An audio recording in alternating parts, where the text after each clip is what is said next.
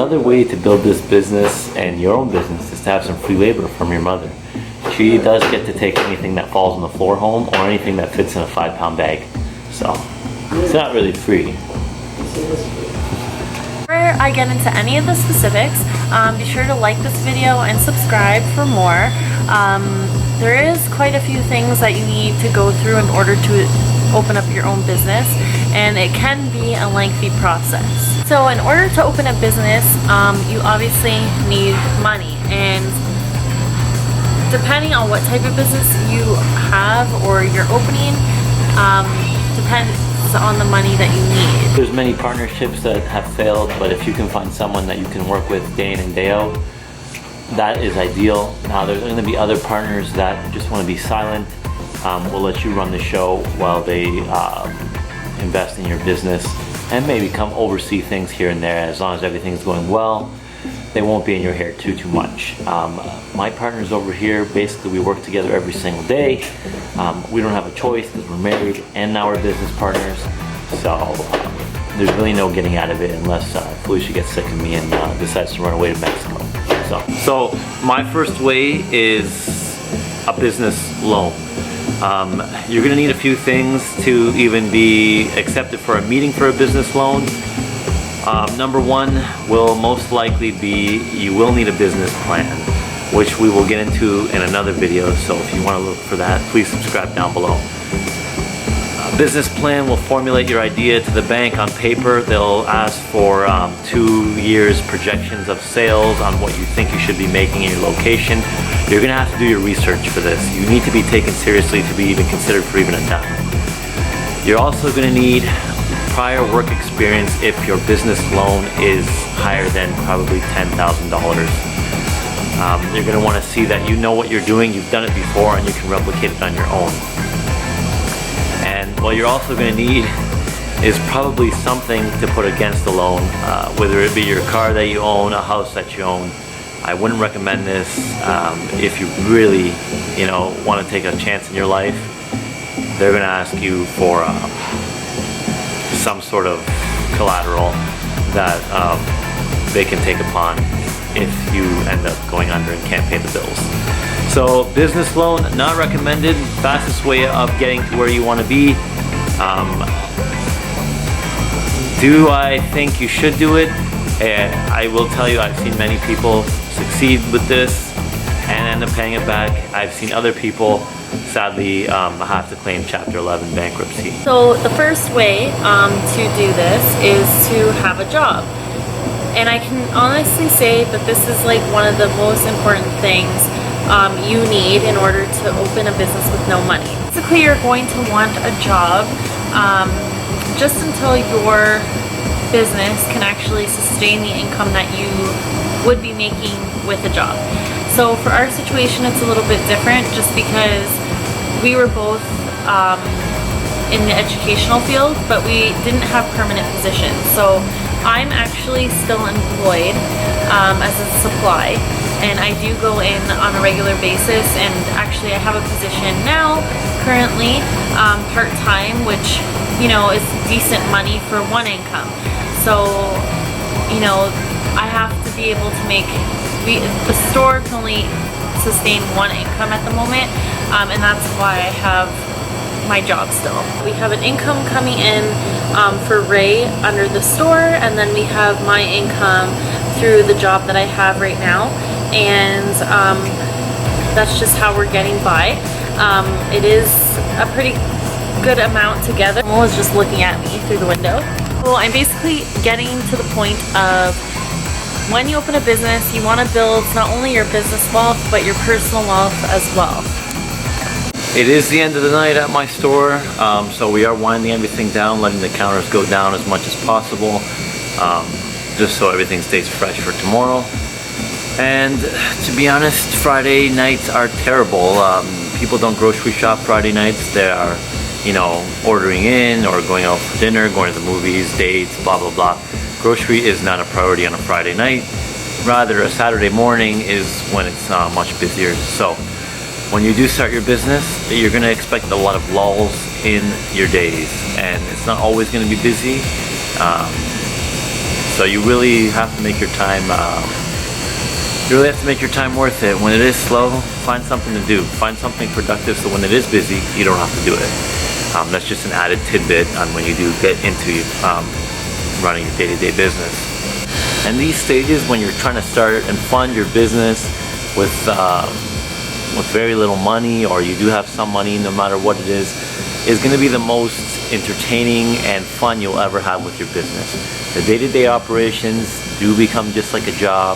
The novelty wears off in 3 weeks to 3 months, and I'm going to tell you something, it's going to be tough. So my number 2 point, and this is like an absolute must, do not use the business as a personal bank account. So eventually you're going to be able to take money out of the business, which is great, but don't overdo it and don't just keep taking as much as you want. You have to set up a plan so that you're taking a certain amount each month and not overextending what you're making from the business and taking too much out. Just end up running out of money through the business if you're taking too much out, and then running into even bigger issues when it comes to paying bills and, you know, buying stock for your store. My third point is make sure you kind of have a safety cushion in savings set aside. At least 3 to 6 months of savings, if not more.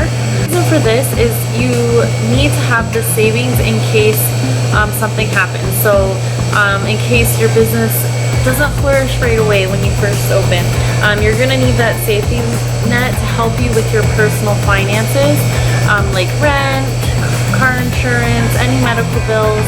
It's always good to have a savings set aside.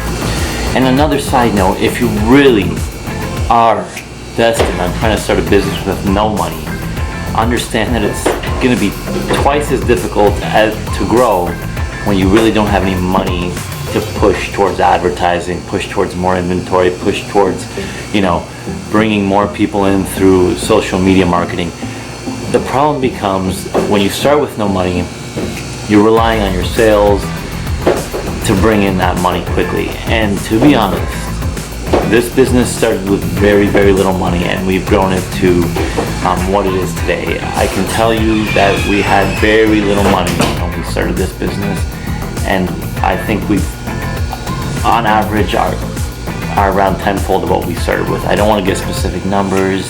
I could if we get to that level with you guys, but I will tell you, very little money at the start, and day by day we reinvested. I took no money out, working every single day by day, day by day. Nothing was taken home. We lived on literally ramen noodles and very, very below our means. With the help of family, we were able to, you know, build it to what it is today. So we filled it with much more inventory to bring in more money. So we just keep reinvesting. Now we do finally take a small hourly wage.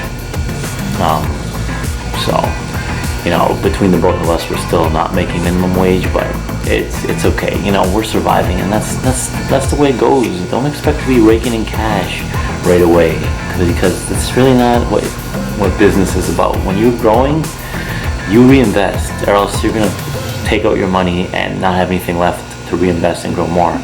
I mean, that's just the way it is, unless, you know, you're one of the 1% that just blows up and are able to, you know, take a salary at the start, but that's very rare. A government grant. Now that has to be related to your business particularly. It's not easy to get them. It's probably the best thing you can do for your business to start low risk, and a lot of the government programs will give you a grant and some mentorship to build your business. Maybe that's the way we should have went, but sadly, you know, that doesn't apply to this business. This is a very high-risk business, and government grants usually go to, you know, building up the community with agriculture or employing natives or a slew of other things, but just it didn't apply to us at the time, so we couldn't go that route. Felicia would have preferred that. She's a low-risk business building person. Yes, and in a way. In a way. And I took the high-risk route. Yeah, low risk in the sense that we're just not paying employees. We're here. Yeah, it's sweat equity here. There's no... Because we we want to make the money for ourselves right now, especially because we're so new. Yeah. We're only a year and a half in, so. Our Instagram shows a lot of glamour, but there's very, very little glamour in this business. It's a lot of hard work. And when I say it's literally 24/7, it's 24/7. Yeah, like you need a foot rub after. Okay. And I don't get them very often. Right. So how I started this business with very little money, well, we signed up for a government mentorship program that provided a business loan as well. Now the business loan rates were very competitive to our banks, if not a little bit better.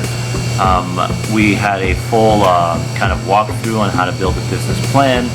We were given a mentor who was in this business to kind of guide us on how to build it out and help us find a location.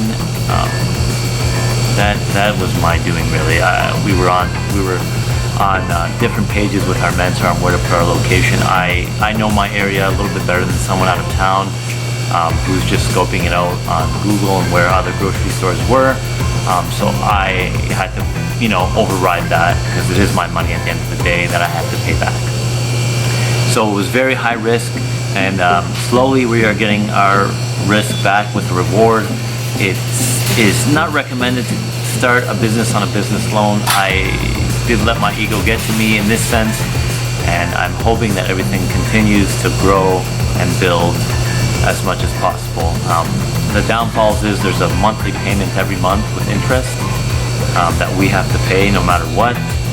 That could be part of our salary, but it isn't because sadly, nothing is free in life. And if you do want to build out a beautiful retail space, as I biasly say about my own location, well then you need someone's money, and I don't think anybody had 70 grand just to give me, and I certainly didn't have it. So do I recommend it? Probably not. There's always an overarching cloud above my head with paying this back. Eventually we will pay it back, and we have no problem yet paying any of it back.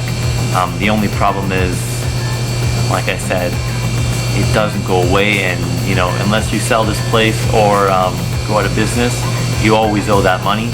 And well, you will owe that money if you go out of business. It's only a lot harder to pay back. So it's another monthly expense that I have to control and pay back, and a lot of it goes to interest for the first couple years actually. So that's just the way we had to do it. And do I regret it? No, not really. It wouldn't have happened if I didn't take the money. So sometimes you got to risk it to get your reward. I'm gonna end this video here, guys. I hope I provided some value to how to start your business with no money. There's many ways you can do this, high risk or low risk, as we've showed you. So if you did like this video, please like and subscribe. There's a lot more to come, and I want to show you the ins and outs of building a small business. So take care, and I will see you on the next one.